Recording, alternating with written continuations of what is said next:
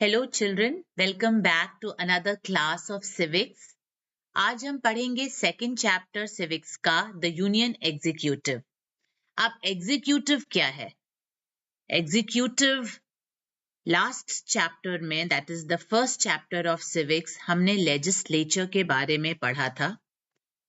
ठीक है, और इस चैप्टर में हम एग्जीक्यूटिव के बारे में पढ़ेंगे. ये दो ऑर्गन्स गवर्नमेंट के हम कवर कर रहे हैं. Let me tell you, there are 3 organs of government. Okay, horizontal power sharing, एक हॉरिजॉन्टल लाइन बनाई. एक हो गए लेजिस्लेटिव, दूसरी हो गई एग्जीक्यूटिव और तीसरी हो जाएगी judiciary. Okay, so legislative is the law making body. यहां कानून बनते हैं, लॉज एंड पॉलिसीज. एग्जीक्यूटिव, जहां ये पॉलिसीज जो लोग इस इम्प्लीमेंट करते हैं उनको एग्जीक्यूटिव बॉडी कहते हैं. And judiciary of course, who ensures that the laws and provisions of the constitution are not violated. They are also called the guardian of the constitution. So legislature हमने cover किया, union legislature cover किया. अब हम executive body के बारे में पढ़ेंगे. Now who all come under executive? President आते हैं, वाइस प्रेसिडेंट आते हैं, प्राइम मिनिस्टर आते हैं, काउंसिल ऑफ मिनिस्टर्स आते हैं, and auditor and controller of India.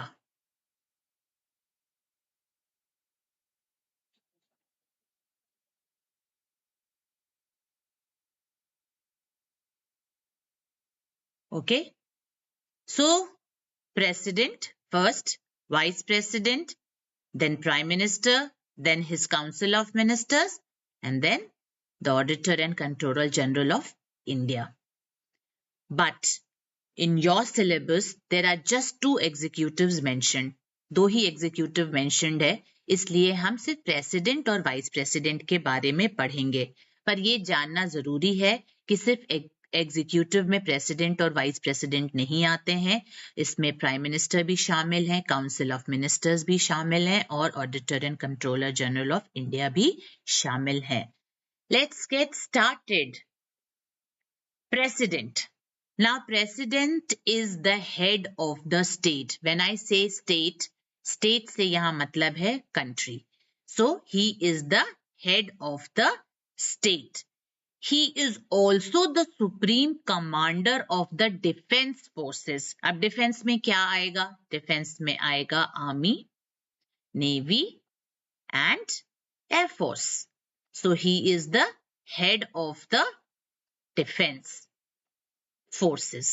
Okay, then he's also the first citizen. उनको और क्या कहते हैं? He's called the first citizen of India. He is a symbol of unity, integrity and solidarity of the nation. ये 3 keywords हैं जिसे याद करना है.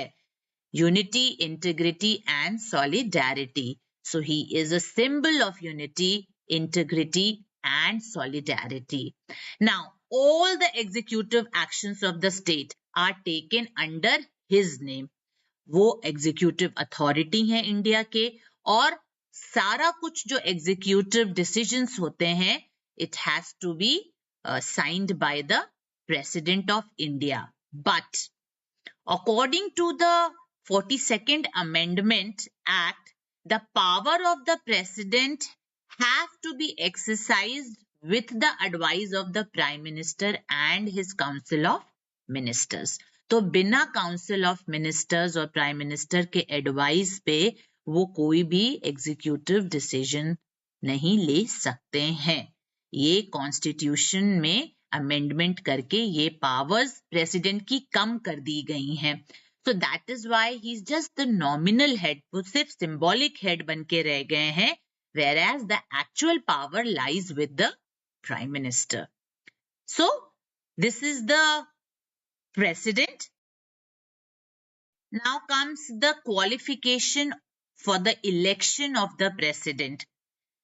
क्या क्या आपके अंदर क्वालिफिकेशन होना चाहिए राष्ट्रपति बनने के लिए?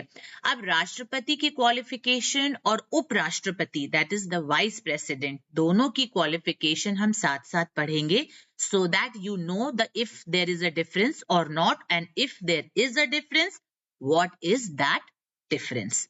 ठीक है.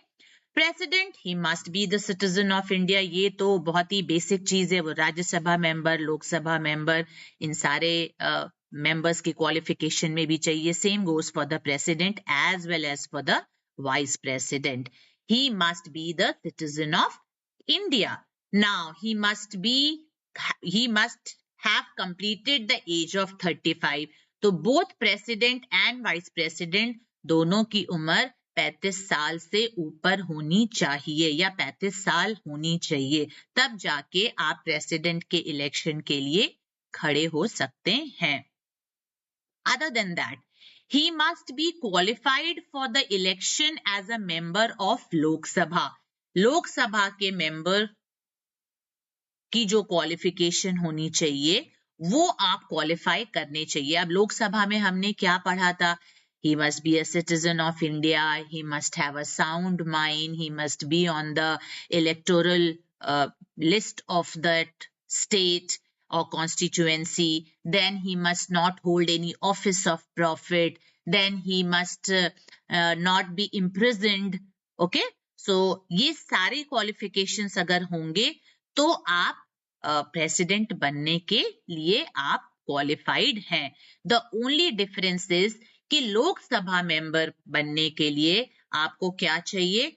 25 इयर्स एज. हमने ये पढ़ा था पिछले चैप्टर में कि लोकसभा मेंबर बनने के लिए क्या चाहिए? 25 years age. Whereas president बनने के लिए आपको 35 साल का होना जरूरी है. तो ये हो गया डिफरेंस. बस इतना ही डिफरेंस है. अगर आप लोकसभा के मेंबर हैं और आप 35 साल के ऊपर हैं तो आप प्रेसिडेंट बनने के लिए क्वालिफाइड हैं. सो you should not hold any office of profit under the union government or the state government, that we have already discussed. It's here. And of course the state government or the local authority. Again here यहाँ पे लोकसभा के आप member बनने के लिए qualified होने चाहिए, where as vice president को राज्यसभा के मेंबर बनने के लिए आप क्वालिफाइड होने चाहिए. अब राज्यसभा का मेंबर क्यों? क्योंकि vice president is also the ex officio chairman of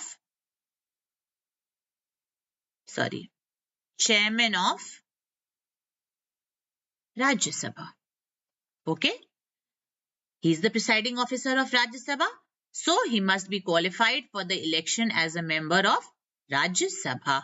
Other than that, it's the same. दोनों ही कोई office of profit under the government, Indian government, central government और state government या फिर कोई local authority से आप कोई भी remuneration और benefits आप नहीं ले रहे हैं, और अगर आप ले रहे हैं तो आपको उसे छोड़ के तब election में खड़े होना पड़ेगा, तभी आप qualified होंगे. That is the qualification both for the president as well as the vice president of India. Now the term of office. Term क्या है? कितने समय के लिए president रहते हैं?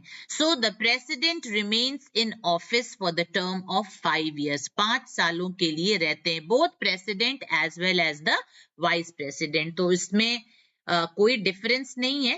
प्रेसिडेंट एंड वाइस प्रेसिडेंट ये भी 5 साल के लिए रहते हैं और ये भी 5 साल के लिए रहते हैं ऑफिस में. 5 साल के लिए चुने जाते हैं और 5 साल बाद दोबारा इलेक्शंस होते हैं. नाउ ये तो हो गए उनके टर्म की. अब प्रेसिडेंट को के टर्म को खत्म कैसे किया जाए? पहले अर्लियर 5 साल से पहले अगर प्रेसिडेंट को हटाना है तो उसका क्या प्रोसेस है? What is the procedure? So the president can be terminated earlier in the following veg.